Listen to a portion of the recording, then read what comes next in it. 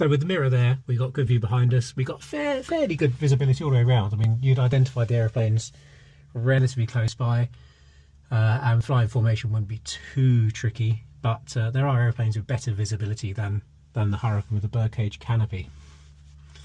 So sat in here then, there is no heater. So if you've read Tom Neal's books, Gun Button to Fire and Onwards to Malta, he talks in, I think it's Gun Button to Fire, as one of the Battle of Britain patrols he did over the North Sea, following a convoy somewhere out near Yarmouth in December.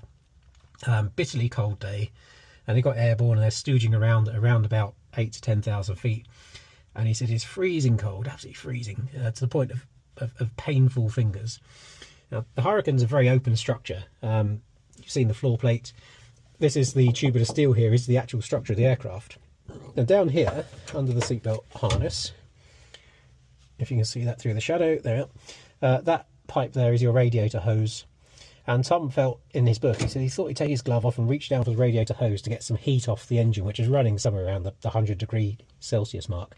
And he said it was lukewarm at best, didn't really do much. He put his glove back on and grinned and bared it for the extra 40 minutes or so of his hour-and-a-half patrol in the Hurricane, landed back freezing cold and went and warmed up by the fire.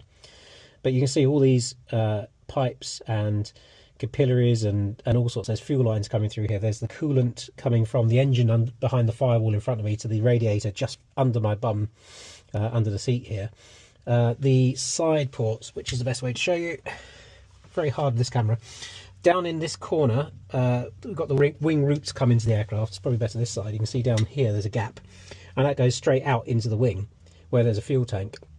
One of the traps of the Hurricane was a wing fire. If your fuel tank was ruptured and it caught fire, the updraft of the drafty cockpit with the gaps around the canopy and behind gave a lovely updraft of flames to come through this gap and burn a pilot from the feet upwards and fill the cockpit with flames. It sucked them up. A very horrible place to be, a particularly bad design flaw of the Hurricane.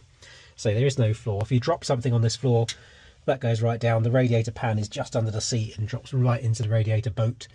It can go all the way back into the structure of the aircraft to the tail wheel. So yeah, it is an open cockpit design. It's very interesting. But to get out in a hurry, you can see as I start to move the canopy now, if I need to get out of this in a hurry, being gentle with a vintage aeroplane, I have to grab my handles, and it's a bit of a tug. You can see I'm pulling those with a finger and they're not moving because they're locked in with ball bearing races.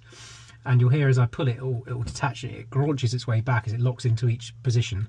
So to open that, slide, and then you have to stand up and out.